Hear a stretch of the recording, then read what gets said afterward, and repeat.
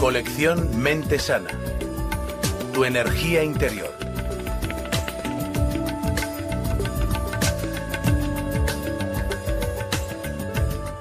El doctor Deepak Chopra, líder de renombre mundial en el campo de la medicina cuerpo-mente. Tras enseñar en la Facultad de Medicina de la Universidad de Tufts, Boston, fue jefe del personal médico del New England Memorial Hospital. Es autor de éxito de 12 libros, entre ellos Cuerpos sin edad, Mentes sin tiempo y Curación cuántica. Y el director del Instituto de Medicina Cuerpo-Mente de San Diego, California. En la sesión anterior os planteé una hipótesis razonable para comprender el cuerpo, la mente y el entorno como un continuum.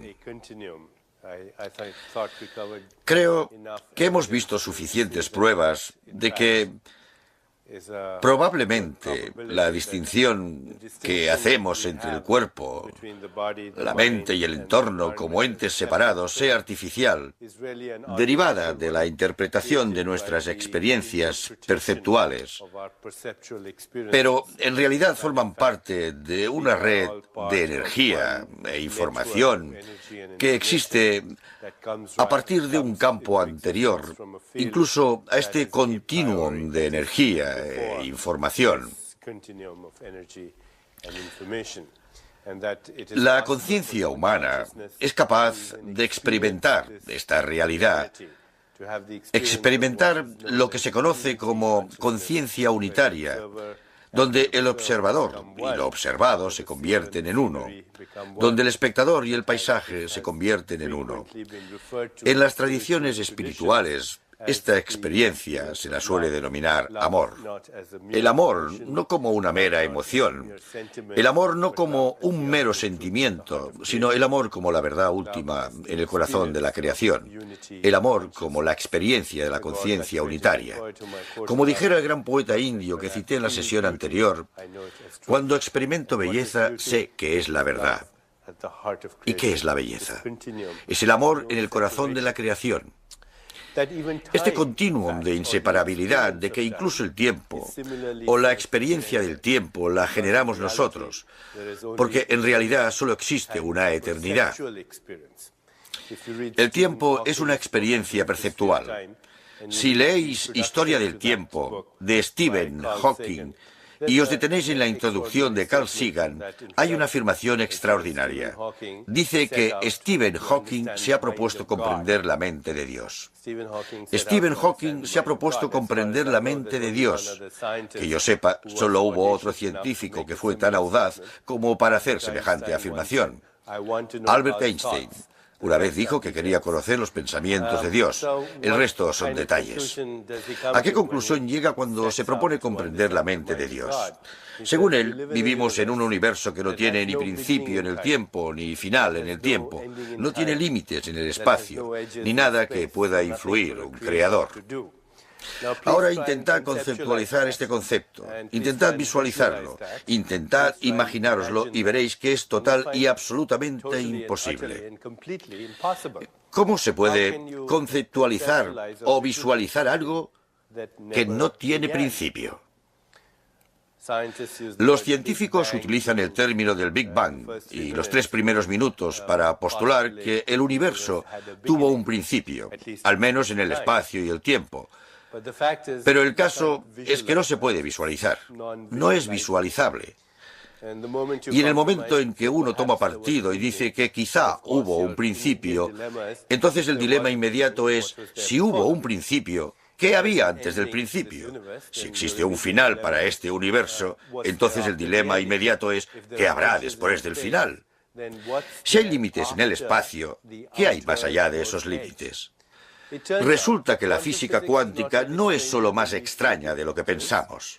Es más extraña de lo que podamos pensar, al menos del modo en que podemos pensar lingüísticamente. El modo en que podemos pensar en nuestro lenguaje verbal de élite, pero no en el lenguaje matemático, que parece ser el lenguaje de la naturaleza. Las matemáticas son el lenguaje de la naturaleza, pero las matemáticas en sus ecuaciones tienen en cuenta el cero y el infinito, que no son conceptualizables, visual o al menos lingüísticamente. Vemos que, aunque creemos la experiencia del tiempo en nuestra conciencia, es un resultado. Nuestra experiencia personal del tiempo es un resultado de nuestro diálogo interno. Hace unos años, mientras viajaba por Alemania, un médico amigo mío me habló de una noticia. 7 mineros se habían quedado atrapados en una mina. Sabían que les quedaba un periodo limitado de tiempo porque disponían de una cantidad limitada de oxígeno. Solo uno de los mineros tenía reloj. Y para calmar la ansiedad de los demás, a cada 2 horas que pasaban decía que había pasado 1 hora. Al final de la semana los rescataron con vida a todos, menos al que había estado diciendo la hora. Había cambiado la experiencia subjetiva del tiempo de los demás, pero él sufrió las consecuencias de su propia experiencia al mirar el reloj, aunque hubiera conseguido cambiar la experiencia de los demás. El tiempo es una experiencia subjetiva y no se pueden medir las experiencias subjetivas.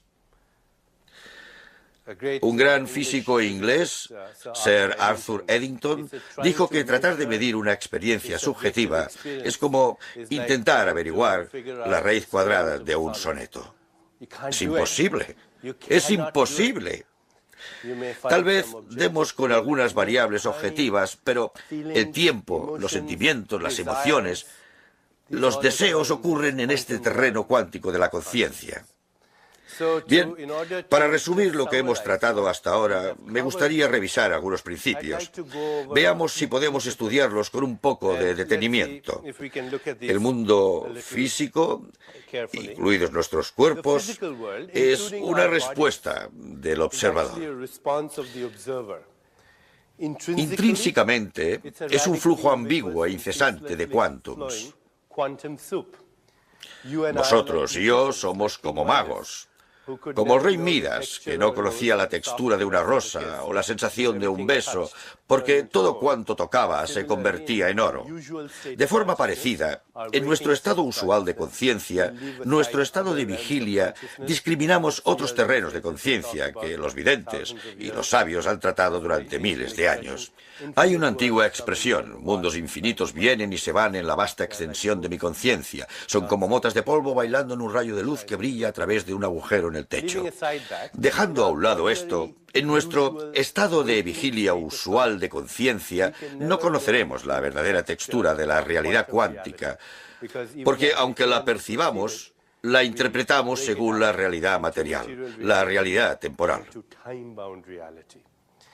Y ese mundo físico temporal es una respuesta del observador y cómo el observador utiliza los instrumentos de observación, el sistema nervioso.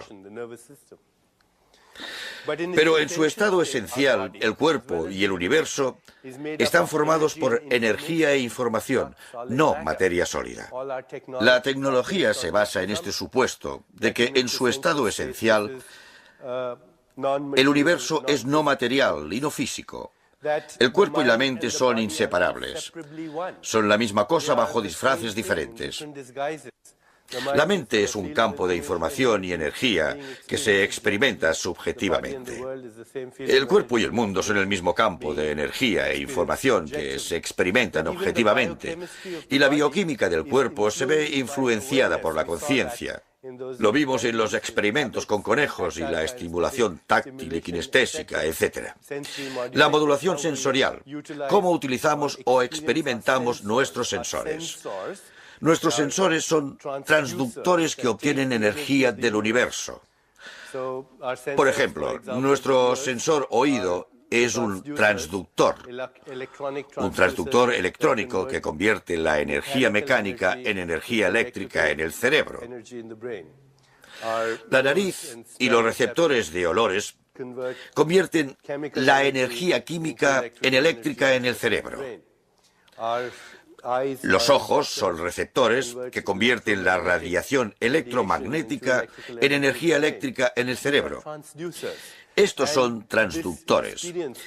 Y la experiencia que tenemos del flujo de hormonas o el flujo de sustancias en nuestro organismo es realmente el modo en que metabolizamos nuestra experiencia sensorial. Si le digo a alguien que tiene cáncer, se produce de inmediato un torrente de sustancias tóxicas en su organismo como consecuencia del miedo generado. Si le digo a alguien te quiero, se produce una respuesta completamente diferente. El oído lo único que percibe es energía mecánica, vibración. Hace unos años trabajé como voluntario en una clínica del SIDA, donde tenían una absurda costumbre. Los lunes por la mañana les hacían analíticas de sangre a los pacientes. Los miércoles anunciaban los resultados. El médico se sentaba aquí y los pacientes se sentaban en círculo. El médico cogía un papel y decía, John, le miraba y decía, negativo. Y uno veía cómo reaccionaba, cómo su cuerpo se insuflaba de energía y de vida. Pero si cogía otro papel y decía, George, positivo, se notaba la liberación de sustancias tóxicas en su cuerpo. Veíamos cómo la vida se desprendía de esa persona, cómo prácticamente moría delante de nuestros ojos.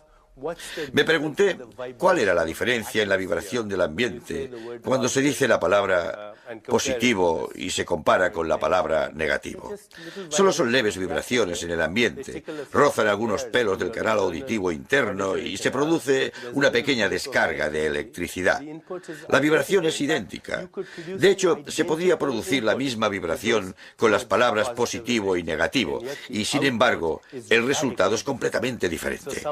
En algún sitio se ha producido un desvío, y ese desvío no está en el mundo material, sino en el ámbito de la mecánica cuántica, en el campo que está más allá del cuerpo y la mente. Incluso la bioquímica del cuerpo es el resultado de esta conciencia. Esta percepción, aunque parezca automática, es un fenómeno conocido. Aprendemos a percibir condicionados por nuestro adoctrinamiento cultural y social, nuestra historia evolutiva, etc. Los impulsos de inteligencia moldean nuevas formas en el cuerpo a cada segundo. Los impulsos de inteligencia son impulsos de información y energía. Son nuestros pensamientos, sentimientos, emociones y deseos. A pesar de que cada uno de nosotros parezca ser independiente, todos estamos conectados a unos modelos de inteligencia que gobiernan el cosmos, y el cuerpo mecánico cuántico no tiene límites definidos. Son paquetes localizados de información y energía en el universo de la información y la energía. Este universo está vivo gracias a la información y la energía, pero no se trata de información y energía corriente, sino de información y energía que se retroalimentan e influyen en su propia expresión, que es la evolución. La evolución no es más que la capacidad de cambiar la expresión de la información y la energía. No podemos denominarla simplemente información y energía. Es inteligente. Este es un universo inteligente. Y nosotros somos seres conscientes en un universo consciente. El sistema nervioso humano es el instrumento privilegiado de la naturaleza por medio del cual el universo es consciente de sí mismo. El universo es consciente gracias a vosotros y yo. Y este es el privilegio que tenemos como especie humana, de que, aunque parezcamos autónomos, no lo somos. Como dijera el gran poeta americano, cada átomo que os pertenece también me pertenece. El tiempo no existe como un absoluto, solo la eternidad. El tiempo es eternidad cuantificada, como se cuantifica en la conciencia. Buda, el fundador del budismo, dijo que nuestra vida es como un relámpago en el cielo. Dijo que nuestra vida es tan transitoria como las nubes de otoño. Contemplar el nacimiento y la muerte de los seres es como contemplar los movimientos de un baile. Una vida pasa a toda velocidad, como un torrente por una montaña empinada, pero nos identificamos con nuestra imagen y no con nuestro yo, y por eso experimentamos el tiempo. En realidad, solo existe la eternidad, y cada uno vive en una realidad que se halla más allá de todo cambio. Volveré sobre este tema, un tema importante, porque existe un componente aquí, un componente de la existencia que se encuentra más allá del cambio. A falta de un término mejor, podemos llamarlo el alma o el espíritu. Bien, claro que si acudís a un científico y le decís que tenéis un alma, el científico os contestará diciendo: me gustaría creerlo, muéstrame dónde está. El científico afirmaría lo mismo de la mente, porque, como os habréis imaginado, no existe ninguna prueba real de que la mente existe, ninguna prueba científica. Solo tenemos pruebas circunstanciales de que la mente existe. No obstante, si no fuera por las invisibles fuerzas animadas de la mente, estaríamos paralizados. Yo no podría estar hablando, no podría desplazarme.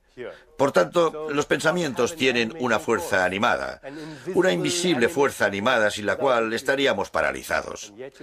Aún así, no se puede documentar científicamente que esta fuerza exista porque no se puede observar al microscopio. Lo mismo podría decirse del alma. ¿Qué es el alma? En las tradiciones religiosas, las tradiciones espirituales y en todas partes del mundo han llamado al alma la fuerza alentadora de la vida.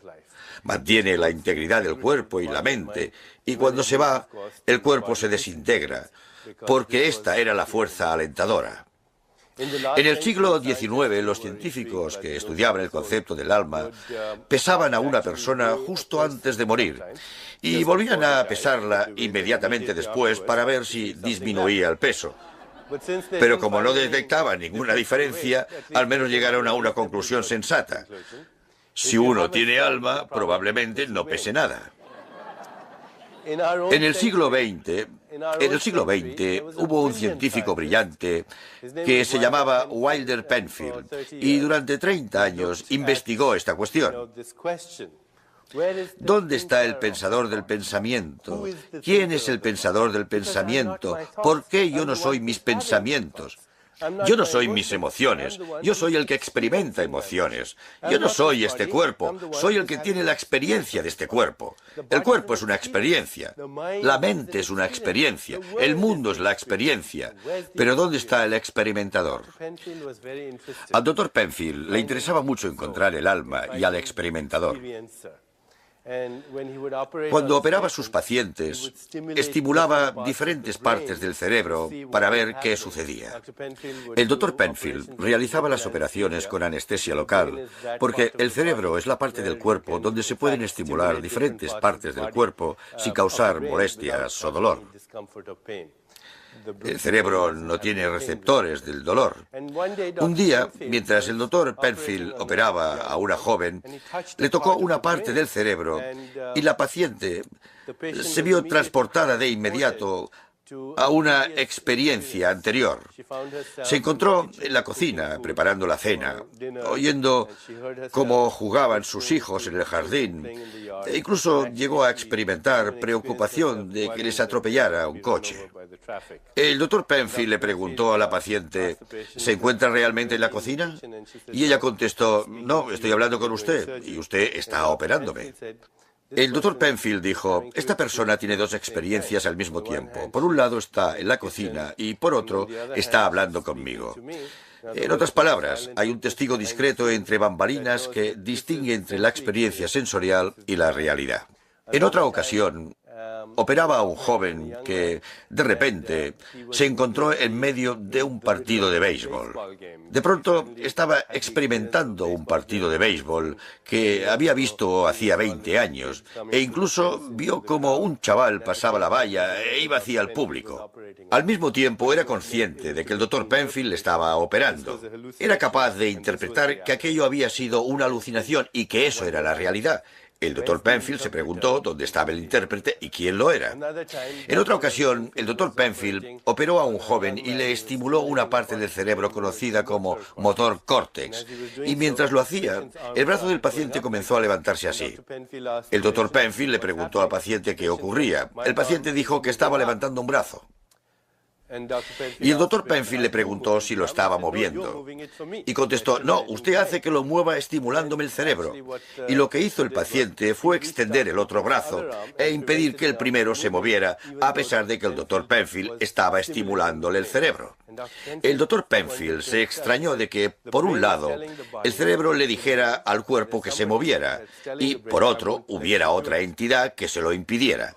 ¿Quién era el que tomaba decisiones y dónde estaba? Todos somos intérpretes y tomamos decisiones.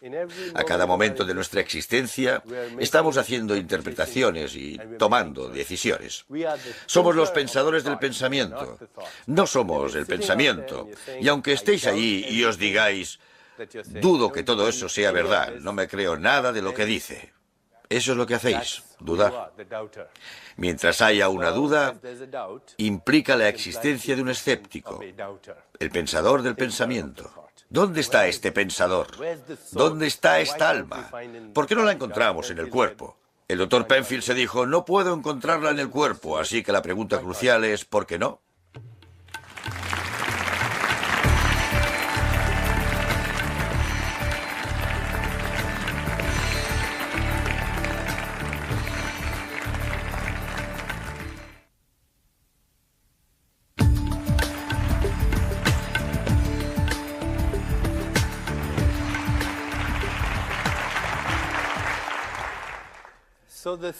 Bien, hemos denominado al alma el pensador del pensamiento, la fuerza alentadora, y según se desprende de los experimentos del doctor Penfield y otros pioneros en este campo de la investigación cuerpo-mente, si se quiere,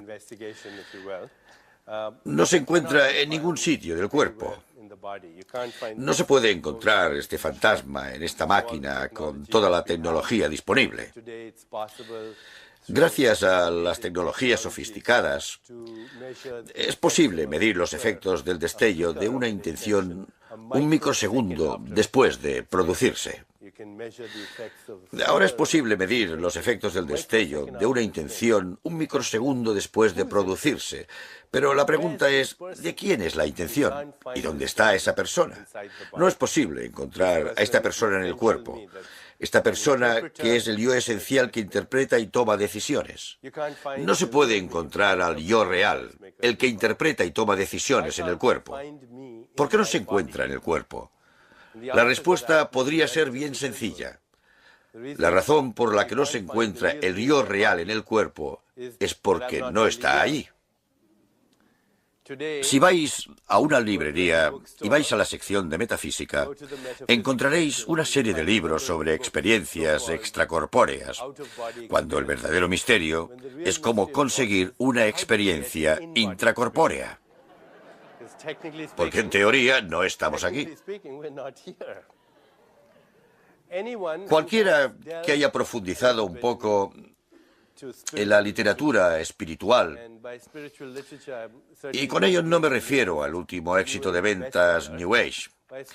Por literatura espiritual me refiero a las obras literarias de las grandes religiones del mundo, como el judaísmo, el cristianismo, el islamismo, el budismo, el hinduismo, el zen y las grandes religiones del mundo, y que son patrimonio cultural de la humanidad.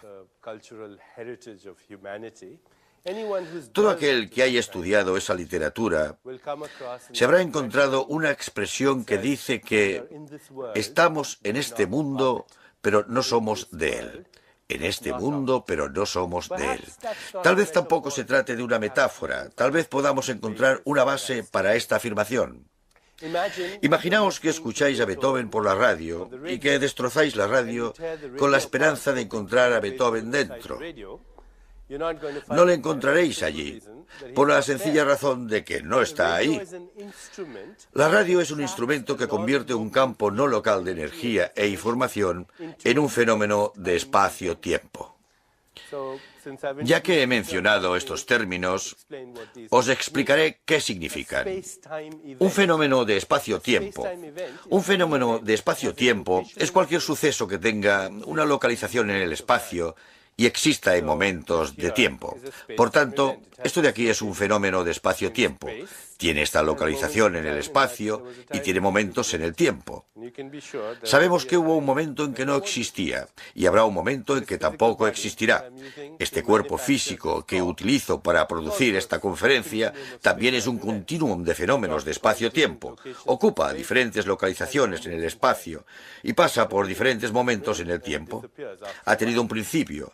Tiene una etapa intermedia y desaparecerá en un tiempo. Este cuerpo, por ejemplo, empezó como unas instrucciones de información y ADN. Luego me alimentaron. Y ahora tengo esto que se mueve. Da conferencias y escribe libros. Por tanto, es un fenómeno de espacio-tiempo.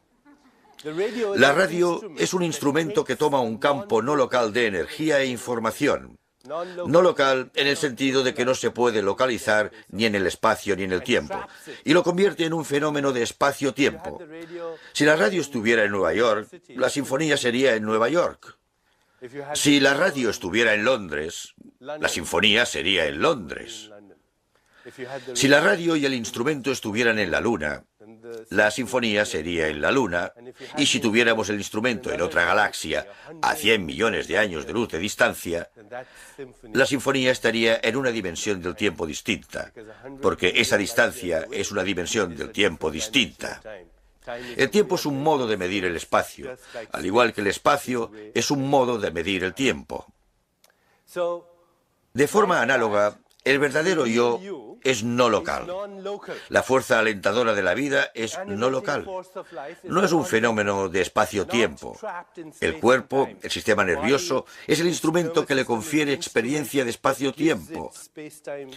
Pero el verdadero yo es no local. El gran poeta sufí Rumi, en un poema sublime, dice: «Eres el espíritu incondicionado atrapado por las condiciones, como el sol en el eclipse».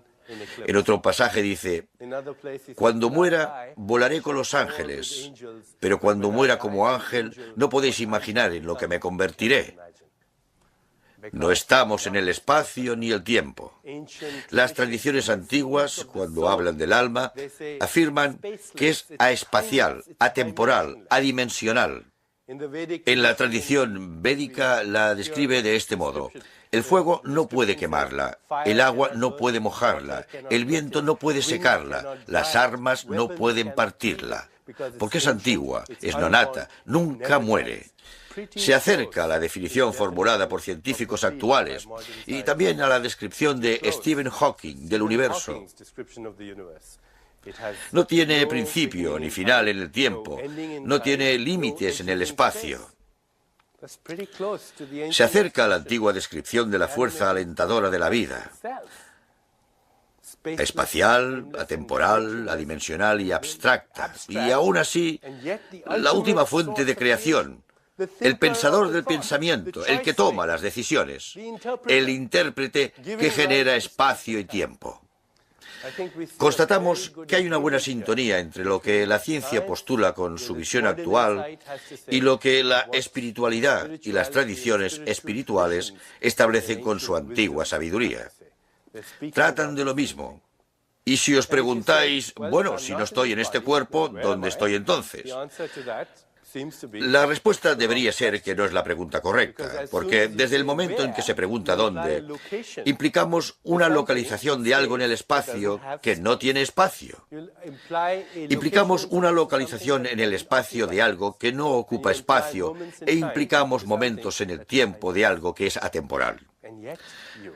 Lo máximo que podemos acercarnos y el modo de acceso a este ámbito de nuestra conciencia, por así decirlo, el pensador del pensamiento, es a través de los espacios en silencio entre los pensamientos.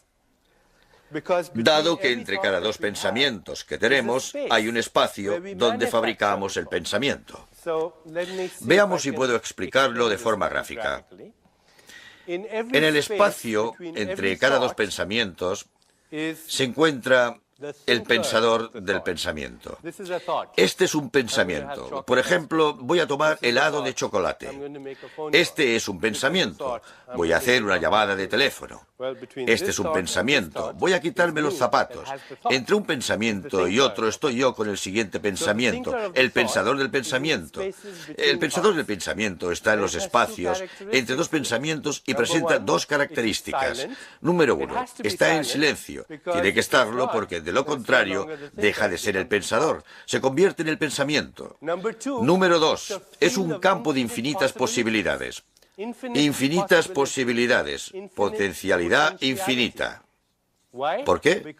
Porque entre un pensamiento y otro se halla la posibilidad de cualquier pensamiento. Entre este pensamiento y el siguiente tengo la libertad de elegir. Así, el pensador que fabrica mis pensamientos y el pensador que los interpreta ahora mismo ahí son campos en silencio de infinitas posibilidades. ¿Es posible que solo exista un solo pensador? ¿Es posible que el mismo pensador que fabrica estos pensamientos es el que los interpreta? ¿Es todo autointeracción? Algunas personas dirían que sí. Sin embargo, sabemos que hay una diferencia. Vosotros sois distintos de mí porque, aunque seamos campos de infinitas posibilidades y pura potencialidad, en el espacio en silencio entre pensamientos no solemos hacer las mismas elecciones, aunque podamos tomar decisiones infinitas. Veo una ventisca de nieve y pienso que debería estar en Hawái. Y vosotros veis una ventisca de nieve y puede que penséis que deberíais estar esquiando. Otra persona ve la misma ventisca de nieve y piensa en un muñeco de nieve o en una pelea con bolas de nieve. Así pues, aunque el espacio entre los pensamientos es un campo de infinitas posibilidades, hay una amplitud de probabilidades diferente. Una amplitud de probabilidades es la que define la probabilidad estadística del próximo suceso de espacio-tiempo. En este caso, el próximo pensamiento que lleva a la próxima acción que conduce a la próxima experiencia en la vida. Vosotros y yo somos diferentes, porque tenemos amplitudes de probabilidades diferentes en ese campo de infinitas posibilidades. ¿Qué es lo que origina las diferentes amplitudes de probabilidades? Aquí voy a nombrar un término oriental que parece aterrador para aquellos que no sepan lo que significa. Este término del sánscrito es karma. A menudo la palabra karma ha sido traducida por destino, pero no lo es. De hecho, es justo lo contrario. El karma es la afirmación última de la voluntad y la elección libres. Karma significa simplemente acción. Si uno toma una taza de café, en teoría es un episodio kármico. Toda acción es kármica y la acción genera recuerdo. Si tomo una taza de café, sé a qué sabe el café. El recuerdo se convierte en la base del deseo. Tal vez quiera tomar otro café, quizá esta vez un capuchino o un descafeinado. Y el deseo vuelve a generar acción. El recuerdo, el deseo y la acción. Este es el software del alma. El software operativo en el espacio entre pensamientos. Somos continuums de amplitudes de probabilidades en los espacios en silencio, entre los pensamientos como consecuencia de nuestras experiencias. Lo que os hace distintos de mí es que hemos metabolizado diferentes experiencias en nuestro pasado. Hemos paseado por diferentes jardines, nos hemos arrodillado ante diferentes tumbas, hemos oído diferentes canciones, hemos conocido diferentes personas, hemos leído diferentes libros, nos hemos educado en culturas distintas. Hemos metabolizado cada brizna de experiencia que se ha cruzado en nuestro camino y nos hemos convertido en este software que gobierna la maquinaria de nuestra vida. Ser consciente de ello es liberarse de ello, porque de inmediato muestra que es una amplitud de probabilidades en un campo de infinitas posibilidades. Iba a girar a la derecha, pero ahora sé que es una respuesta automática dada mi experiencia anterior. No tengo que girar a la derecha, puedo girar a la izquierda, puedo sostenerme sobre la cabeza, puedo retroceder, puedo coger un helicóptero. Hay infinitas cosas que puedo hacer ahora. Saberlo es ser libre. Saber que esto es el software del alma, reconocerlo, es sentirse libre al respecto. Recordemos la expresión que he citado antes. Utilizo los recuerdos, pero no permito que los recuerdos me utilicen. En este nuevo modelo, vemos que el alma transforma el software en campos de energía e información que se expresan como pensamientos, sentimientos, emociones, deseos, etc. Luego se transforma en la bioquímica, los neurotransmisores y péptidos, y después se transforma en respuestas bioquímicas, respuestas fisiológicas, determinadas conductas, experiencia del mundo. Pero vemos que existe un continuum y que, por tanto, el alma es una entidad real que encaja en nuestro modelo de realidad no local. La realidad no local que precipita fenómenos de espacio-tiempo que llamamos experiencia. De hecho, los que estudian este modelo y lo han explorado una serie de científicos, por citar algunos como Karl Pibram y también David Bohm, el físico eminente, han hablado del modelo holográfico de la memoria. Creo que todos los aquí presentes saben lo que es un holograma. Un holograma es, por expresarlo de forma sencilla, una proyección tridimensional de la memoria. Habréis visto hologramas en los museos de ciencia, en Disney World y probablemente en vuestras tarjetas de crédito Mastercard o Visa. Un holograma es una proyección tridimensional de la memoria. Si queréis hacer un holograma para mí, por ejemplo, lo que haríais es lo siguiente. Supongamos por un momento que este soy yo y queréis hacer un holograma mío. Haríais pasar un rayo láser por un instrumento llamado divisor de frente de onda. Este instrumento divide el rayo láser, que es un rayo que tiene una frecuencia de luz, en dos rayos. Uno se llama el haz objeto, el otro se llama rayo de referencia. El haz objeto llega al objeto, en este caso yo, se dispersa en luz dispersa. El rayo de referencia rebota en un espejo, interfiere con el haz objeto disperso y crea un patrón de interferencias que puede registrarse en una placa fotográfica. No tiene nada de misterio. Parecen un montón de garabatos, pero ahora comienza la magia. Se coge la placa fotográfica con su patrón de interferencias, se hace pasar por ella un rayo láser y se obtiene una proyección tridimensional de mí, parecida a mí, como un fenómeno de espacio-tiempo. Y si el holograma está bien hecho, no podríais distinguir entre mí y el holograma. Por ejemplo, en la conferencia anterior os hablé yo. Este es un holograma y no notáis la diferencia. Hace unos meses estaba meditando y tuve una revelación brillante. Aunque lo diga yo, de vez en cuando uno tiene esta clase de revelaciones y sabe que son ciertas. Tuve la revelación de que dentro de 5 años dispondremos de la tecnología para hacer hologramas perfectos de nosotros mismos. Pero no solo para enviarlos por fax a donde queramos, sino que podremos estar en varios sitios a la vez. La pregunta crucial será ¿quién es el verdadero? En cualquier caso, hay algo muy misterioso relacionado con los hologramas. Porque si cogiéramos unas tijeras y cortáramos la placa fotográfica con su patrón de interferencias en 1 millón de trocitos, 1 billón de trocitos o 1 billón de billones de trocitos y miráramos el pedacito más pequeño, pasáramos un rayo láser por él, obtendríamos un nuevo holograma de mí. Por eso se llama holograma. Su totalidad se halla en cada fragmento. Su totalidad se halla en cada fragmento. De hecho, cada fragmento del holograma es la totalidad desde una perspectiva diferente. Y la razón por la que trato el tema con tanto detalle es que los científicos sugieren que la memoria holográfica es lo que es este cuerpo. Que vosotros y yo tenemos no solo recuerdos personales, sino también impersonales. Recuerdos que se remontan mucho tiempo atrás, a la infancia, a la vida intrauterina.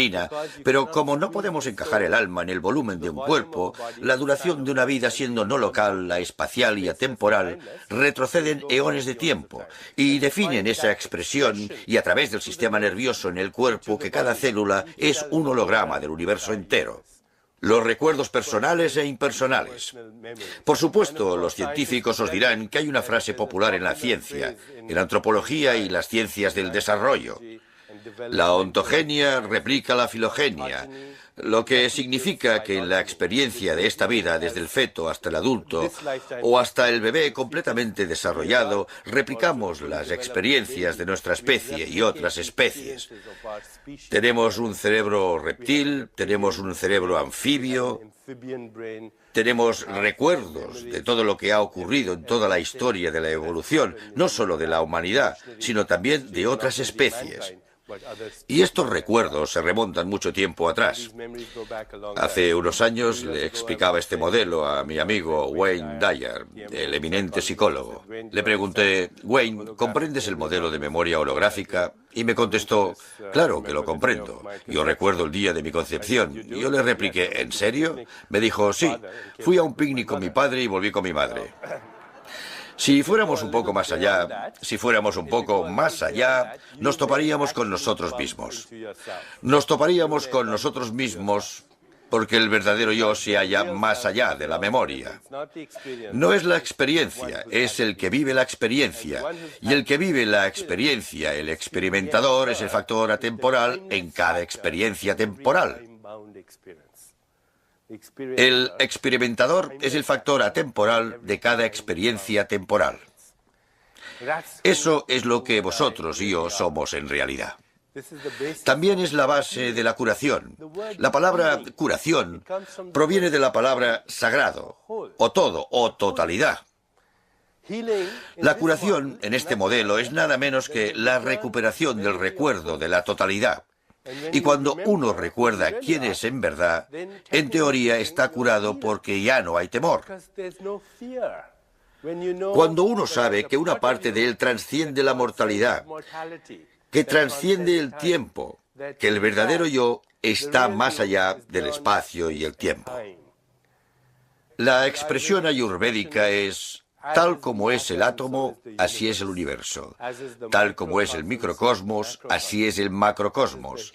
Tal como es el cuerpo humano, así es el cuerpo cósmico. Tal como es la mente humana, así es la mente cósmica. Y si no os gusta el término mente cósmica, podéis llamarlo campo no local de energía e información con bucles de retroalimentación cibernéticos de autorreferencia. Y si no os gusta el término alma, podéis llamarla continuum de amplitudes de probabilidades a través del cual este campo no local se manifiesta holográficamente como fenómenos de espacio-tiempo. Variamos los términos, pero nos referimos a los mismos conceptos. Variamos los términos, pero nos referimos a los mismos conceptos. Citemos de nuevo a William Blake, que dice: para ver el mundo en un grano de arena y el cielo en una flor silvestre, abarca el infinito en la palma de tu mano y la eternidad en una hora. Estas son descripciones holográficas de que vosotros y yo no solo estamos hechos de la misma materia, de los mismos elementos reciclados de la tabla periódica, sino que también somos el mismo ser bajo diferentes disfraces. Cuando lo sabemos a través de la experiencia, nos sentimos enteros. Nos sentimos curados, porque es un hecho sagrado que esa transformación de nuestro punto de vista interno ya no sea nuestra imagen, sino nosotros mismos. Una expresión védica reza: en el cielo de Indra se dice que hay una red de perlas, de tal forma ordenadas que si miras a una, ves a todas en ella. Esta también es una descripción holográfica del universo. Creo que debemos redefinir lo que significa ser curado. La curación es la pérdida de miedo que se produce cuando perdemos el miedo al cambio, porque hemos descubierto una parte de nosotros mismos que está más allá del cambio.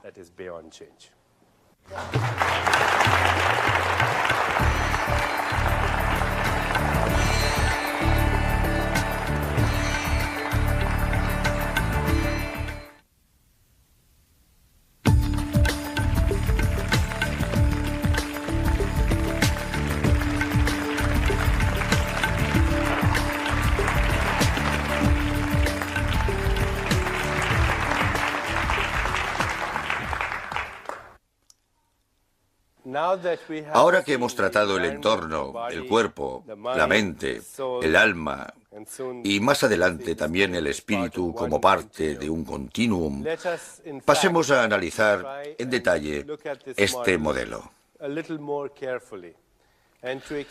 Para ello, he escogido un modelo de la antigua tradición curativa de la India, una ciencia conocida como Ayurveda. La palabra Ayus significa ciencia y Veda significa conocimiento. Por tanto, Ayurveda significa conocimiento de la vida. La palabra Ayus significa vida, Veda significa conocimiento. Por tanto, el término significa conocimiento de la vida.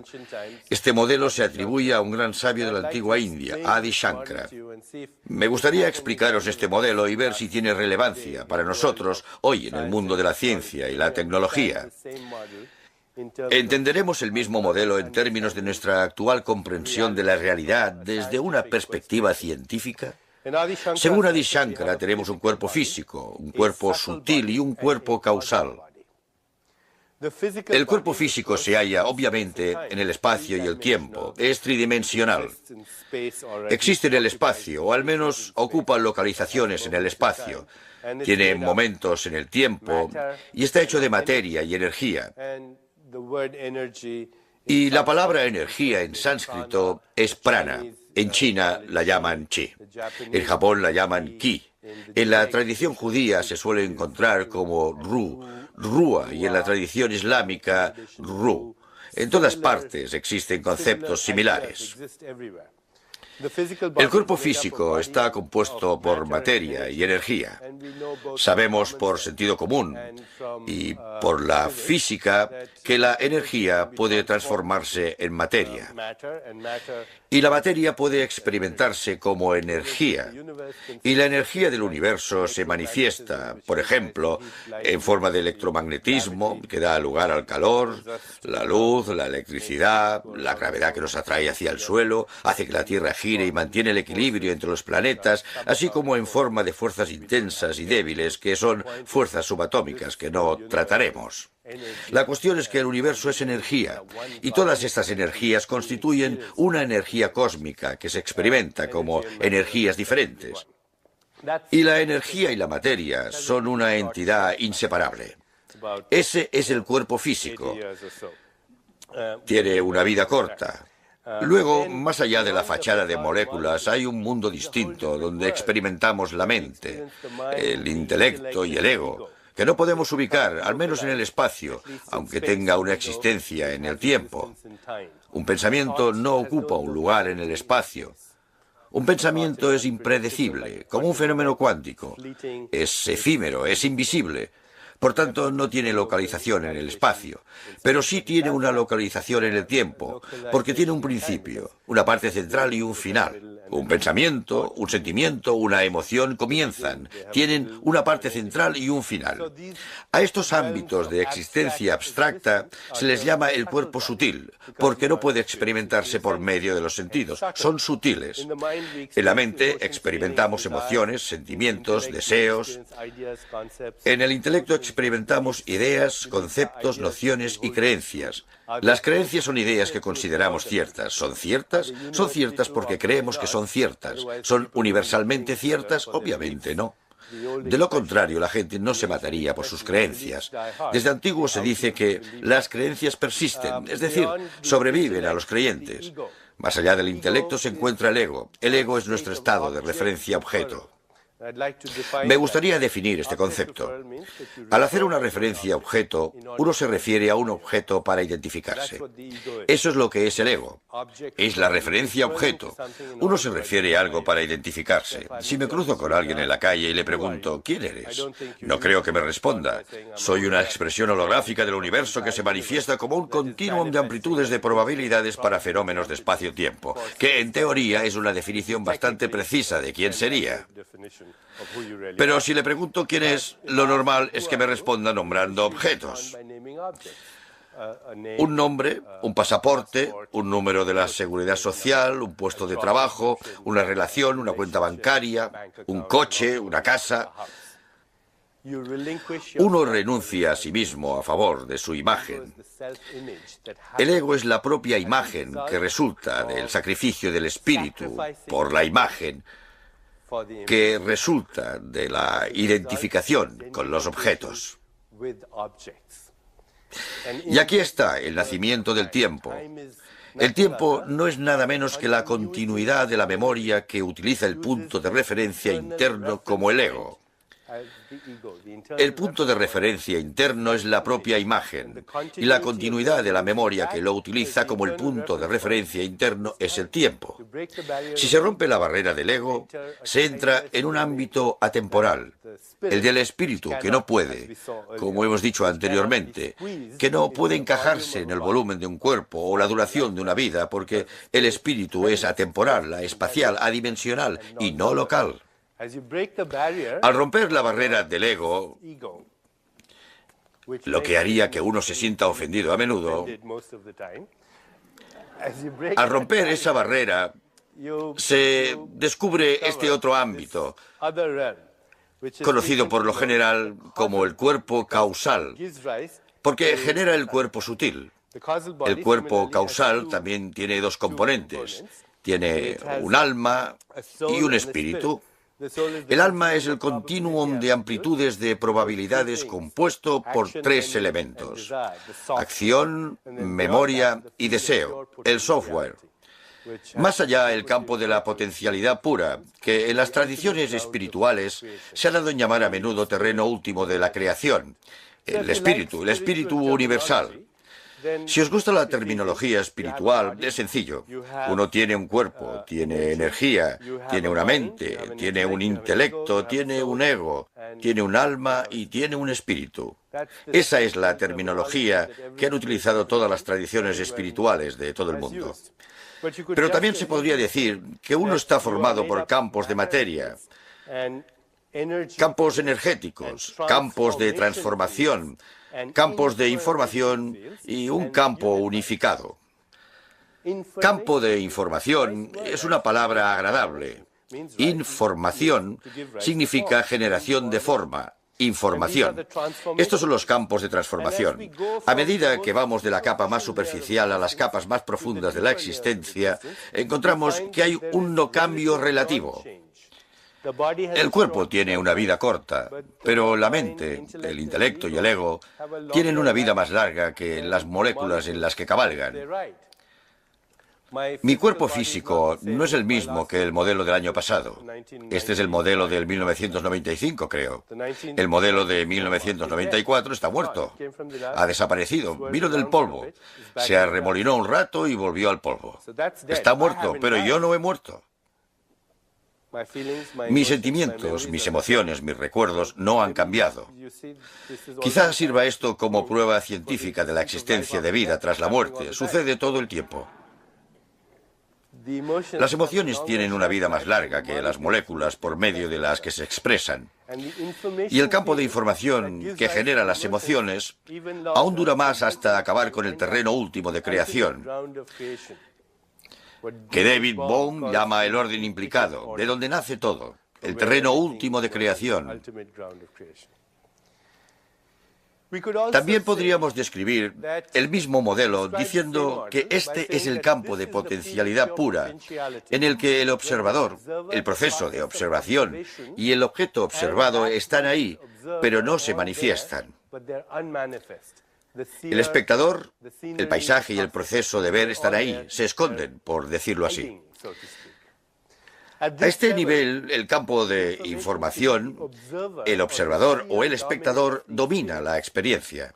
A este nivel, la mente, el intelecto y el ego, el proceso de ver, el proceso de observación domina, porque ¿cómo observamos a través del filtro de la mente, el intelecto y el ego?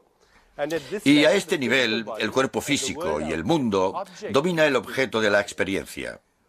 Si entendéis este modelo, veréis que el observador, el proceso de observación y el objeto observado son esencialmente manifestaciones diferentes de lo mismo.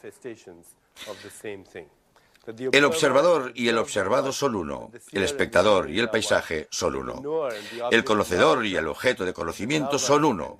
La persona que ama y la amada son uno. Esta es la meta última de todas las tradiciones espirituales, tener la experiencia de la conciencia unitaria, no intelectual, sino experimentalmente, y transformarse como consecuencia de esa experiencia.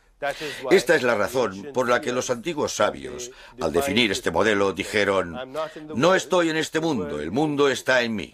No estoy en este cuerpo, el cuerpo está en mí. No estoy en la mente está en mí. El cuerpo, la mente y el mundo me ocurren a mí, porque me curvo hacia atrás sobre mí mismo y creo una y otra vez. Esta es la meta última de todas las tradiciones espirituales y, en última instancia, también es el significado de la palabra totalidad. Ahora me gustaría que pasarais por una breve experiencia, porque quiero demostraros que un pequeño proceso de silencio en la mente puede llevarnos al espacio entre pensamientos. El gran escritor Franz Kafka dijo: no hace falta que hagas nada, quédate sentado en tu mesa y escucha. Luego dijo: ni siquiera hace falta que escuches, espera. Y luego, ni siquiera hace falta que esperes. Aprende a estar en silencio, quieto y en soledad, y el mundo se te ofrecerá libremente para que lo desenmascares. No tiene alternativa, caerá en éxtasis a tus pies. Blaise Pascal, el filósofo francés, dijo que toda la miseria del hombre proviene de su incapacidad para permanecer en silencio, cerrar los ojos y no hacer nada. Somos seres humanos. Somos seres humanos, no pensamientos humanos, ni acciones humanas, sino seres humanos. Y si uno quiere saber quién es, hay que pasar un poco de tiempo consigo mismo. La capacidad para pensar es una capacidad humana extraordinaria. Pero incluso más extraordinaria y humana es la capacidad de no pensar, porque al hacerlo uno se pone en contacto con el alma inmortal, el espíritu. Una expresión bíblica dice: quédate en calma para que sepas que soy Dios. Durante unos momentos cerremos los ojos y experimentemos la calma. No hagáis nada, solo cerrad los ojos y tal vez observad vuestra respiración. En cuanto experimentéis pensamientos, sensaciones y el entorno, volved a la respiración.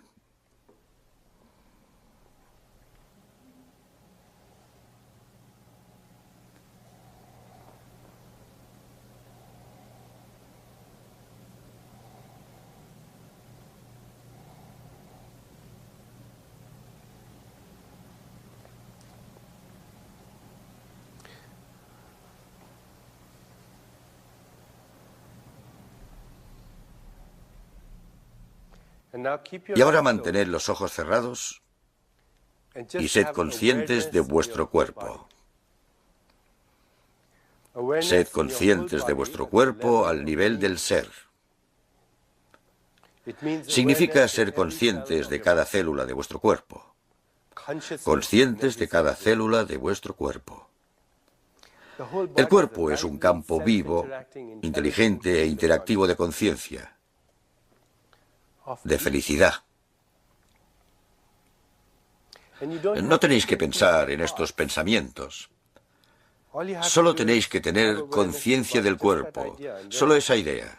Y entonces el yo, el ser, está en cada célula del cuerpo, en perfecto equilibrio, perfecta integración, perfecto orden, perfecta armonía, pura conciencia, felicidad en todas partes del cuerpo.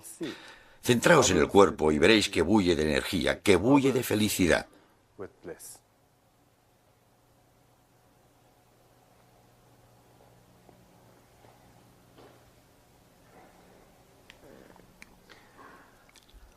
Bien, podéis abrir los ojos. Lo hemos hecho bastante rápido, aunque el tiempo sea una ilusión.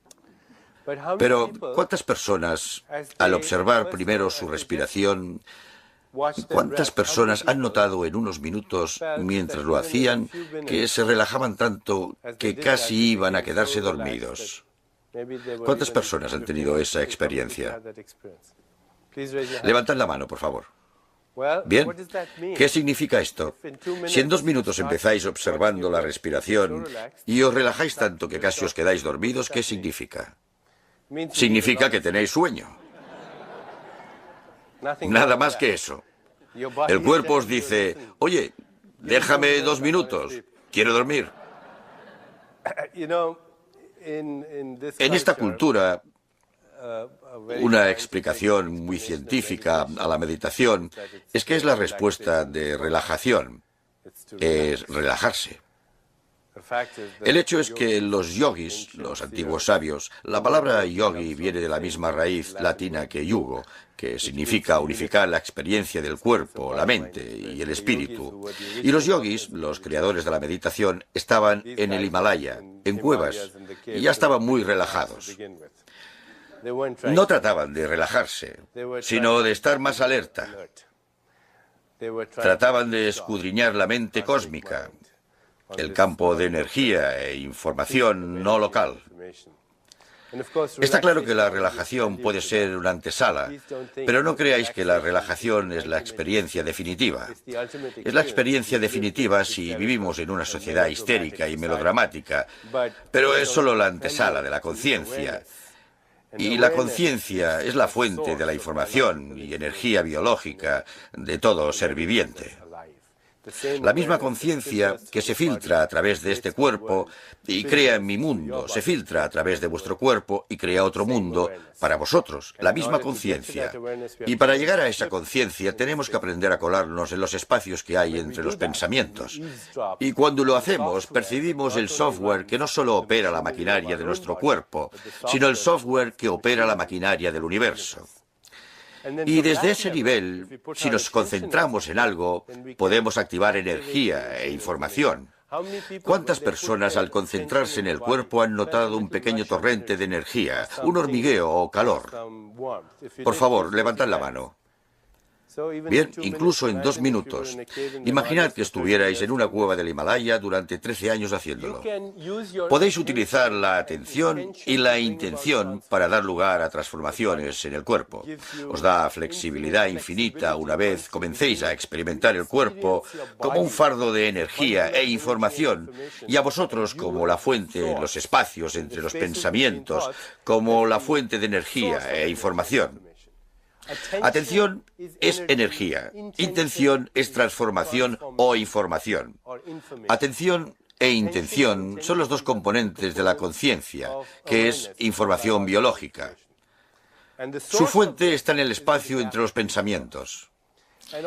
Y todos los métodos utilizados en las tradiciones curativas de las culturas antiguas están relacionados con la capacidad para influir en los estados de energía e información como diferentes expresiones de la conciencia. Y cuando uno alcanza un momento en la vida en que lo reconoce, empieza a tener lo que se llama dominio activo sobre la vida. El dominio activo, su definición más precisa, se encuentra en las descripciones de la persona autoactualizada de Abraham Maslow. En la tradición ayurvédica decimos que es la persona autorreferida. La persona autorreferida que no está obligada o maniatada por la hipnosis del condicionamiento social, que en gran parte es la experiencia diaria de la gente. Lo que consideramos normal en nuestra sociedad en realidad es la psicopatología de la media. Una persona autorrealizada, una persona autoactualizada, según la antigua tradición védica, presenta al menos 10 características clave. Número 1. Su punto de referencia interno se ha convertido en el espíritu, no el ego. Sabe por experiencia propia que el espíritu es una fuerza real. Tal vez sea misterioso, tal vez sea abstracto, tal vez sea incomprensible para la mayoría, pero como lo ha experimentado directamente, es su punto de referencia interno. Es más real que la gravedad, es más real que el tiempo. La segunda característica del alma autorrealizada es que sabe que tiene que hacer frente a las toxinas de la vida. Las toxinas que generan caos en su cuerpo mecánico cuántico. Y por toxinas nos referimos a la comida tóxica, las bebidas tóxicas, pero también a las relaciones y las emociones tóxicas. La tercera característica del alma autorrealizada es que se han deshecho de su necesidad de aprobación. Es el ego el que necesita aprobación, el ego que busca poder externo, el ego que necesita controlar. La necesidad de control, la necesidad de aprobación, la necesidad de poder externo son necesidades basadas en el miedo, son compulsiones enraizadas en el temor y la amenaza. La cuarta característica del alma autorrealizada es que puede utilizar el espejo de las relaciones para su propia evolución, sabiendo que aquellos que amamos y aquellos que odiamos son espejos del yo. Nos atraen las personas en las que reconocemos cosas que anhelamos para nosotros mismos y les tenemos aversión a aquellas en las que vemos rasgos que rechazamos en nosotros mismos. Las relaciones son una herramienta para la evolución de nuestra conciencia. La siguiente característica del alma autorrealizada es que es consciente de su cuerpo como la experiencia del espíritu, que este cuerpo, con toda su sensualidad, es parte de un universo sensual lleno de felicidad, en el que los pájaros cantan, los niños juegan, las estrellas refulgen y las flores brotan. Este es un universo vivo de conciencia. Centrarse en la experiencia del cuerpo es encontrar la presencia de Dios. Si uno no encuentra a Dios en una flor, si no encuentra a Dios en un arco iris, si no encuentra a Dios en los ojos de un ser humano o cualquier otra cosa, en una brizna de hierba, no encontrará a Dios en los libros de religión. Y la otra característica del alma autorrealizada es la conciencia del momento presente centrado en la vida. El pasado se ha ido, el futuro no ha llegado. En este momento se es libre de ambos. Y por último está la necesidad de librarse de la carga del enjuiciamiento. Si entendéis este modelo, entonces sabréis que el divino, el diabólico, el pecador, el santo, el victorioso, el derrotado son diferentes disfraces. Es necesario abrazar y conocer el lado oscuro e intimar con él si uno quiere librarse de él. Hay que reemplazar la conducta basada en el miedo por una conducta de gracia y amor y finalmente empezar a ver el universo entero como una expresión del yo, porque es lo único que existe. El yo que se curva hacia atrás sobre sí mismo para crear una y otra vez. Experimento este mundo como expresión de mí mismo. No soy el mundo está en mí. No soy el cuerpo está en mí. No soy la mente está en mí. Me suceden a mí todo esto. Me curvo hacia atrás sobre mí mismo y creo una y otra vez. Soy el potencial inconmensurable de todo lo que fue, es y será. Y mis deseos son como semillas en el suelo. Esperan el momento oportuno para salir y manifestarse. Y si uno pregunta al observador por qué lo hace, cuál es el propósito, la respuesta es muy interesante. ¿Por qué no?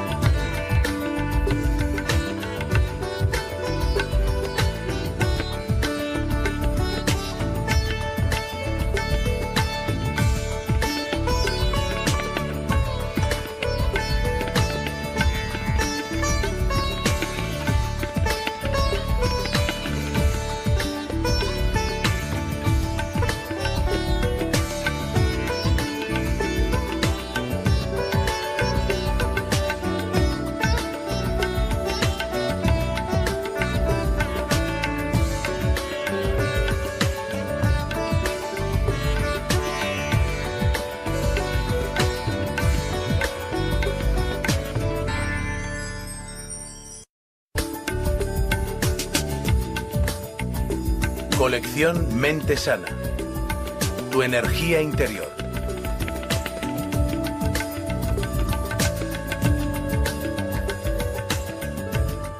El doctor Deepak Chopra, líder de renombre mundial en el campo de la medicina cuerpo-mente. Tras enseñar en la Facultad de Medicina de la Universidad de Tufts, Boston, fue jefe del personal médico del New England Memorial Hospital. Es autor de éxito de 12 libros, entre ellos Cuerpos sin edad, Mentes sin tiempo y Curación cuántica, y el director del Instituto de Medicina Cuerpo-Mente de San Diego, California. En la sesión anterior os planteé una hipótesis razonable para comprender el cuerpo, la mente y el entorno como un continuum. Creo que hemos visto suficientes pruebas de que probablemente la distinción que hacemos entre el cuerpo, la mente y el entorno como entes separados sea artificial, derivada de la interpretación de nuestras experiencias perceptuales, pero en realidad forman parte de una red de energía e información que existe a partir de un campo anterior, incluso a este continuum de energía e información. La conciencia humana es capaz de experimentar esta realidad, experimentar lo que se conoce como conciencia unitaria, donde el observador y lo observado se convierten en uno, donde el espectador y el paisaje se convierten en uno. En las tradiciones espirituales, esta experiencia se la suele denominar amor. El amor no como una mera emoción, el amor no como un mero sentimiento, sino el amor como la verdad última en el corazón de la creación, el amor como la experiencia de la conciencia unitaria. Como dijera el gran poeta indio que cité en la sesión anterior, cuando experimento belleza sé que es la verdad. ¿Y qué es la belleza? Es el amor en el corazón de la creación. Este continuum de inseparabilidad, de que incluso el tiempo o la experiencia del tiempo la generamos nosotros, porque en realidad solo existe una eternidad. El tiempo es una experiencia perceptual. Si leéis Historia del tiempo de Stephen Hawking y os detenéis en la introducción de Carl Sagan, hay una afirmación extraordinaria. Dice que Stephen Hawking se ha propuesto comprender la mente de Dios. Stephen Hawking se ha propuesto comprender la mente de Dios. Que yo sepa, solo hubo otro científico que fue tan audaz como para hacer semejante afirmación. Albert Einstein una vez dijo que quería conocer los pensamientos de Dios. El resto son detalles. ¿A qué conclusión llega cuando se propone comprender la mente de Dios? Según él, vivimos en un universo que no tiene ni principio en el tiempo, ni final en el tiempo. No tiene límites en el espacio, ni nada que pueda influir un creador. Ahora intentad conceptualizar este concepto, intentad visualizarlo, intentad imaginároslo y veréis que es total y absolutamente imposible. ¿Cómo se puede conceptualizar o visualizar algo que no tiene principio? Los científicos utilizan el término del Big Bang y los 3 primeros minutos para postular que el universo tuvo un principio, al menos en el espacio y el tiempo. Pero el caso es que no se puede visualizar, no es visualizable. Y en el momento en que uno toma partido y dice que quizá hubo un principio, entonces el dilema inmediato es, si hubo un principio, ¿qué había antes del principio? Si existe un final para este universo, entonces el dilema inmediato es, ¿qué habrá después del final? Si hay límites en el espacio, ¿qué hay más allá de esos límites? Resulta que la física cuántica no es solo más extraña de lo que pensamos. Es más extraña de lo que podamos pensar, al menos del modo en que podemos pensar lingüísticamente. El modo en que podemos pensar en nuestro lenguaje verbal de élite, pero no en el lenguaje matemático, que parece ser el lenguaje de la naturaleza.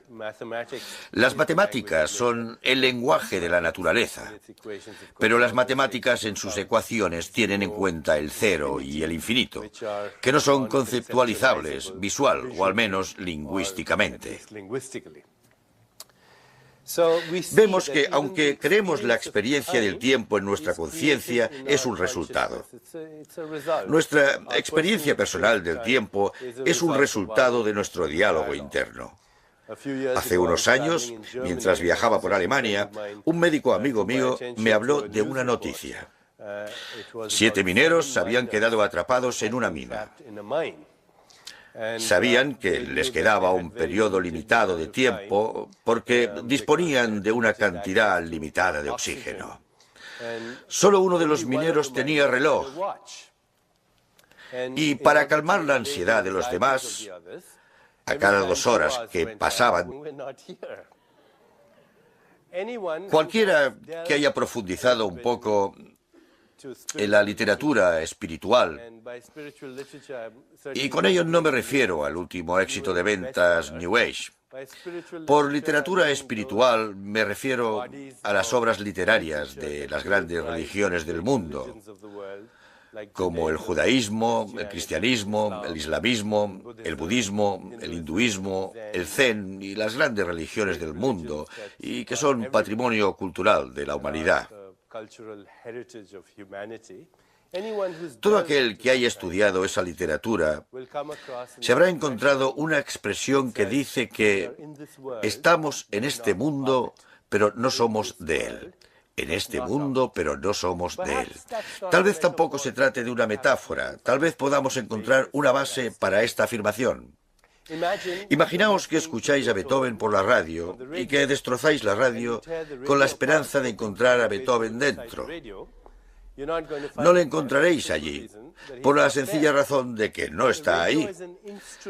La radio es un instrumento que convierte un campo no local de energía e información en un fenómeno de espacio-tiempo. Ya que he mencionado estos términos, os explicaré qué significan. Un fenómeno de espacio-tiempo. Un fenómeno de espacio-tiempo es cualquier suceso que tenga una localización en el espacio y exista en momentos de tiempo. Por tanto, esto de aquí es un fenómeno de espacio-tiempo. Tiene esta localización en el espacio y tiene momentos en el tiempo. Sabemos que hubo un momento en que no existía y habrá un momento en que tampoco existirá. Este cuerpo físico que utilizo para producir esta conferencia también es un continuum de fenómenos de espacio-tiempo. Ocupa diferentes localizaciones en el espacio y pasa por diferentes momentos en el tiempo. Ha tenido un principio. Tiene una etapa intermedia y desaparecerá en un tiempo. Este cuerpo, por ejemplo, empezó como unas instrucciones de información y ADN, luego me alimentaron, y ahora tengo esto que se mueve, da conferencias y escribe libros. Por tanto, es un fenómeno de espacio-tiempo. La radio es un instrumento que toma un campo no local de energía e información. No local en el sentido de que no se puede localizar ni en el espacio ni en el tiempo, y lo convierte en un fenómeno de espacio-tiempo. Si la radio estuviera en Nueva York, la sinfonía sería en Nueva York. Si la radio estuviera en Londres, la sinfonía sería en Londres. Si la radio y el instrumento estuvieran en la Luna, la sinfonía sería en la Luna, y si tuviéramos el instrumento en otra galaxia, a 100 millones de años de luz de distancia, la sinfonía estaría en una dimensión del tiempo distinta, porque esa distancia es una dimensión del tiempo distinta. El tiempo es un modo de medir el espacio, al igual que el espacio es un modo de medir el tiempo.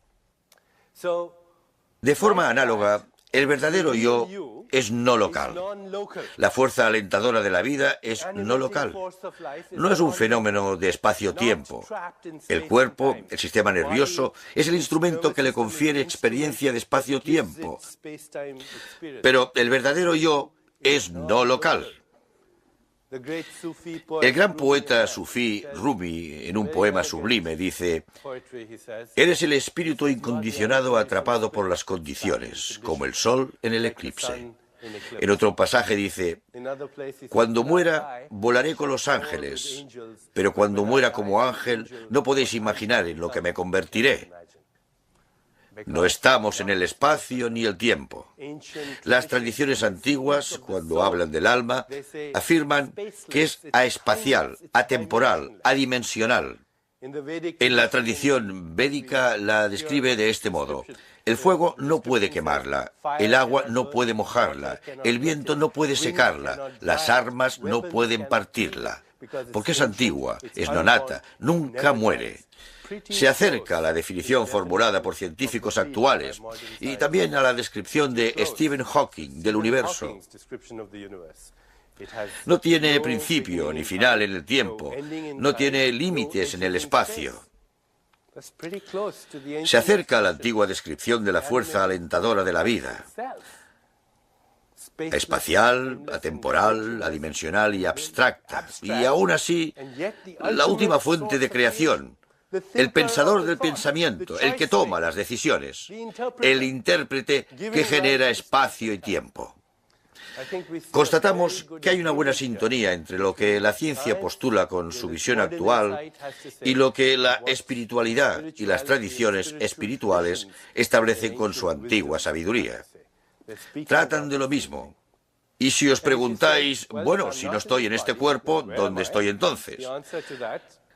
La respuesta debería ser que no es la pregunta correcta, porque desde el momento en que se pregunta dónde, implicamos una localización de algo en el espacio que no tiene espacio.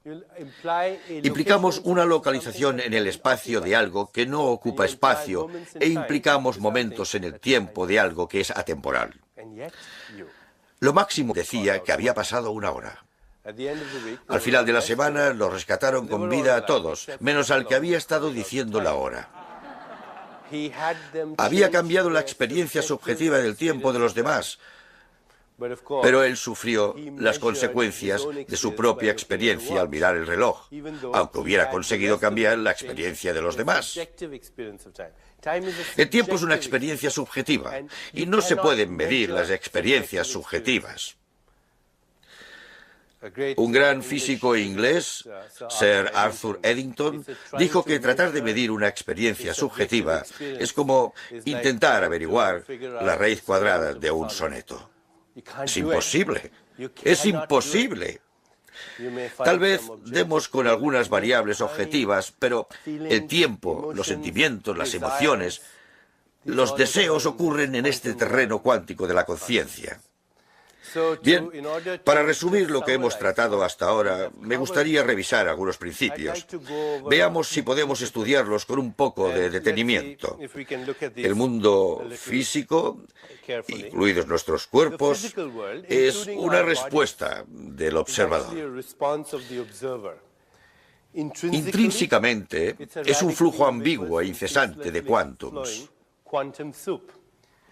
Vosotros y yo somos como magos. Como el rey Midas, que no conocía la textura de una rosa o la sensación de un beso, porque todo cuanto tocaba se convertía en oro. De forma parecida, en nuestro estado usual de conciencia, nuestro estado de vigilia, discriminamos otros terrenos de conciencia que los videntes y los sabios han tratado durante miles de años. Hay una antigua expresión: mundos infinitos vienen y se van en la vasta extensión de mi conciencia. Son como motas de polvo bailando en un rayo de luz que brilla a través de un agujero en el techo. Dejando a un lado esto, en nuestro estado de vigilia usual de conciencia, no conoceremos la verdadera textura de la realidad cuántica, porque aunque la percibamos, la interpretamos según la realidad material, la realidad temporal. Y ese mundo físico temporal es una respuesta del observador y cómo el observador utiliza los instrumentos de observación, el sistema nervioso. Pero en su estado esencial, el cuerpo y el universo están formados por energía e información, no materia sólida. La tecnología se basa en este supuesto de que en su estado esencial, el universo es no material y no físico. El cuerpo y la mente son inseparables. Son la misma cosa bajo disfraces diferentes. La mente es un campo de información y energía que se experimenta subjetivamente. El cuerpo y el mundo son el mismo campo de energía e información que se experimentan objetivamente. Y la bioquímica del cuerpo se ve influenciada por la conciencia. Lo vimos en los experimentos con conejos y la estimulación táctil y kinestésica, etc. La modulación sensorial, cómo utilizamos o experimentamos nuestros sensores. Nuestros sensores son transductores que obtienen energía del universo. Por ejemplo, nuestro sensor oído es un transductor electrónico que convierte la energía mecánica en energía eléctrica en el cerebro. La nariz y los receptores de olores convierten la energía química en eléctrica en el cerebro.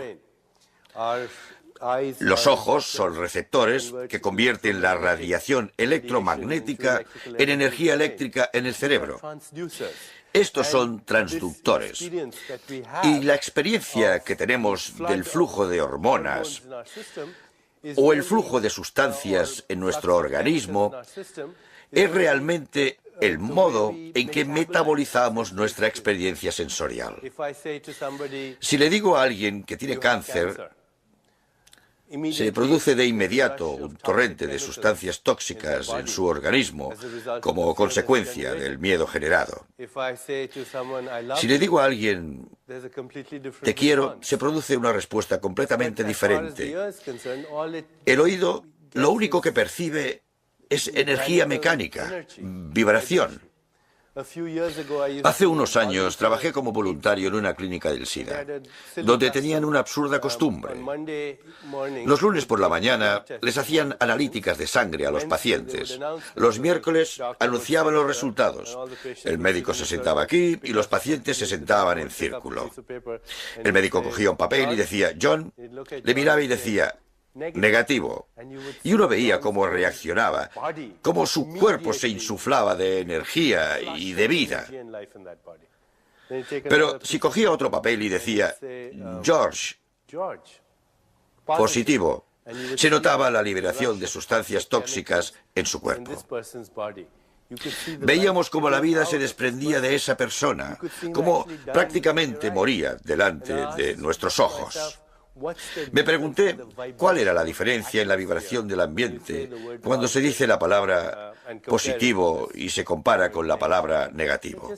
Solo son leves vibraciones en el ambiente, rozan algunos pelos del canal auditivo interno y se produce una pequeña descarga de electricidad. La vibración es idéntica. De hecho, se podría producir la misma vibración con las palabras positivo y negativo, y sin embargo, el resultado es completamente diferente. En algún sitio se ha producido un desvío, y ese desvío no está en el mundo material, sino en el ámbito de la mecánica cuántica, en el campo que está más allá del cuerpo y la mente. Incluso la bioquímica del cuerpo es el resultado de esta conciencia. Esta percepción, aunque parezca automática, es un fenómeno conocido. Aprendemos a percibir condicionados por nuestro adoctrinamiento cultural y social, nuestra historia evolutiva, etc. Los impulsos de inteligencia moldean nuevas formas en el cuerpo a cada segundo. Los impulsos de inteligencia son impulsos de información y energía. Son nuestros pensamientos, sentimientos, emociones y deseos.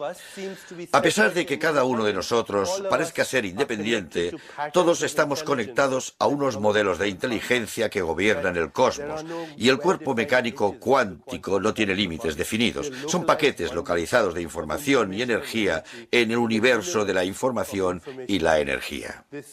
Este universo está vivo gracias a la información y la energía, pero no se trata de información y energía corriente, sino de información y energía que se retroalimentan e influyen en su propia expresión, que es la evolución.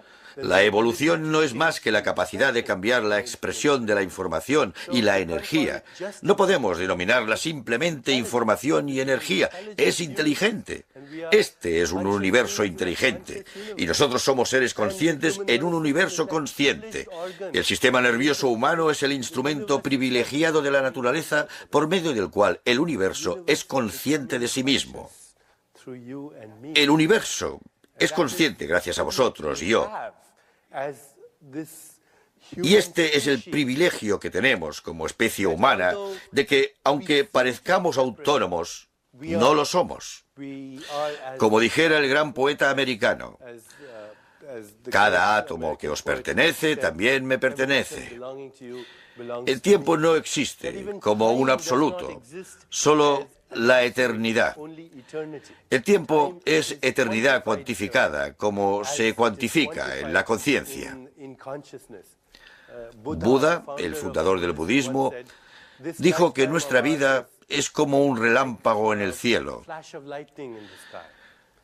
Dijo que nuestra vida es tan transitoria como las nubes de otoño. Contemplar el nacimiento y la muerte de los seres es como contemplar los movimientos de un baile. Una vida pasa a toda velocidad, como un torrente por una montaña empinada. Pero nos identificamos con nuestra imagen y no con nuestro yo. Y por eso experimentamos el tiempo. En realidad, solo existe la eternidad. Y cada uno vive en una realidad que se halla más allá de todo cambio. Volveré sobre este tema, un tema importante, porque existe un componente aquí, un componente de la existencia que se encuentra más allá del cambio. A falta de un término mejor, podemos llamarlo el alma o el espíritu. Bien, claro que si acudís a un científico y le decís que tenéis un alma, el científico os contestará diciendo: me gustaría creerlo, muéstrame dónde está. El científico afirmaría lo mismo de la mente, porque, como os habréis imaginado, no existe ninguna prueba real de que la mente existe, ninguna prueba científica. Solo tenemos pruebas circunstanciales de que la mente existe. No obstante, si no fuera por las invisibles fuerzas animadas de la mente, estaríamos paralizados. Yo no podría estar hablando, no podría desplazarme. Por tanto, los pensamientos tienen una fuerza animada, una invisible fuerza animada sin la cual estaríamos paralizados. Aún así, no se puede documentar científicamente que esta fuerza exista porque no se puede observar al microscopio.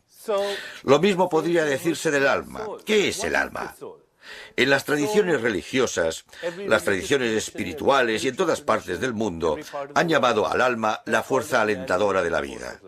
Mantiene la integridad del cuerpo y la mente, y cuando se va, el cuerpo se desintegra, porque esta era la fuerza alentadora. En el siglo XIX, los científicos que estudiaban el concepto del alma pesaban a una persona justo antes de morir y volvían a pesarla inmediatamente después para ver si disminuía el peso. Pero como no detectaban ninguna diferencia, al menos llegaron a una conclusión sensata. Si uno tiene alma, probablemente no pese nada. En el siglo XX hubo un científico brillante que se llamaba Wilder Penfield y durante 30 años investigó esta cuestión. ¿Dónde está el pensador del pensamiento? ¿Quién es el pensador del pensamiento? ¿Por qué yo no soy mis pensamientos? Yo no soy mis emociones, yo soy el que experimenta emociones. Yo no soy este cuerpo, soy el que tiene la experiencia de este cuerpo. El cuerpo es una experiencia, la mente es una experiencia, el mundo es la experiencia. Pero ¿dónde está el experimentador? Al Dr. Penfield le interesaba mucho encontrar el alma y al experimentador. Cuando operaba a sus pacientes, estimulaba diferentes partes del cerebro para ver qué sucedía. El Dr. Penfield realizaba las operaciones con anestesia local, porque el cerebro es la parte del cuerpo donde se pueden estimular diferentes partes del cuerpo sin causar molestias o dolor. El cerebro no tiene receptores del dolor. Un día, mientras el doctor Penfield operaba a una joven, le tocó una parte del cerebro y la paciente se vio transportada de inmediato a una experiencia anterior. Se encontró en la cocina preparando la cena, oyendo cómo jugaban sus hijos en el jardín, e incluso llegó a experimentar preocupación de que les atropellara un coche. El doctor Penfield le preguntó a la paciente: ¿se encuentra realmente en la cocina? Y ella contestó: no, estoy hablando con usted y usted está operándome. El doctor Penfield dijo: esta persona tiene dos experiencias al mismo tiempo. Por un lado está en la cocina y por otro está hablando conmigo. En otras palabras, hay un testigo discreto entre bambalinas que distingue entre la experiencia sensorial y la realidad. En otra ocasión, operaba a un joven que, de repente, se encontró en medio de un partido de béisbol. De pronto, estaba experimentando un partido de béisbol que había visto hacía 20 años, e incluso vio como un chaval pasaba la valla e iba hacia el público. Al mismo tiempo, era consciente de que el Dr. Penfield le estaba operando. Era capaz de interpretar que aquello había sido una alucinación y que eso era la realidad. El Dr. Penfield se preguntó dónde estaba el intérprete y quién lo era. En otra ocasión, el Dr. Penfield operó a un joven y le estimuló una parte del cerebro conocida como motor córtex. Y mientras lo hacía, el brazo del paciente comenzó a levantarse así. El Dr. Penfield le preguntó al paciente qué ocurría. El paciente dijo que estaba levantando un brazo. Y el Dr. Penfield le preguntó si lo estaba moviendo. Y contestó, no, usted hace que lo mueva estimulándome el cerebro. Y lo que hizo el paciente fue extender el otro brazo e impedir que el primero se moviera, a pesar de que el Dr. Penfield estaba estimulándole el cerebro. El Dr. Penfield se extrañó de que, por un lado, el cerebro le dijera al cuerpo que se moviera, y, por otro, hubiera otra entidad que se lo impidiera. ¿Quién era el que tomaba decisiones y dónde estaba? Todos somos intérpretes y tomamos decisiones. A cada momento de nuestra existencia estamos haciendo interpretaciones y tomando decisiones. Somos los pensadores del pensamiento. No somos el pensamiento. Y aunque estéis allí y os digáis, dudo que todo eso sea verdad, no me creo nada de lo que dice. Eso es lo que hacéis, dudar. Mientras haya una duda, implica la existencia de un escéptico, el pensador del pensamiento. ¿Dónde está este pensador? ¿Dónde está esta alma? ¿Por qué no la encontramos en el cuerpo? El Dr. Penfield se dijo, no puedo encontrarla en el cuerpo, así que la pregunta crucial es, ¿por qué no?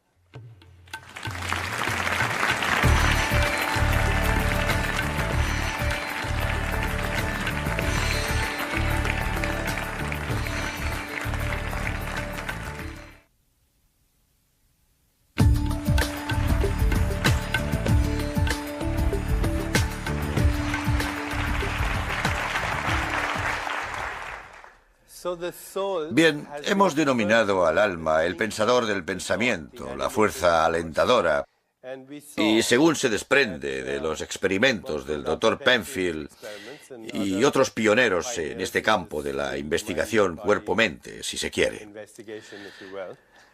no se encuentra en ningún sitio del cuerpo. No se puede encontrar este fantasma en esta máquina con toda la tecnología disponible. Gracias a las tecnologías sofisticadas, es posible medir los efectos del destello de una intención un microsegundo después de producirse.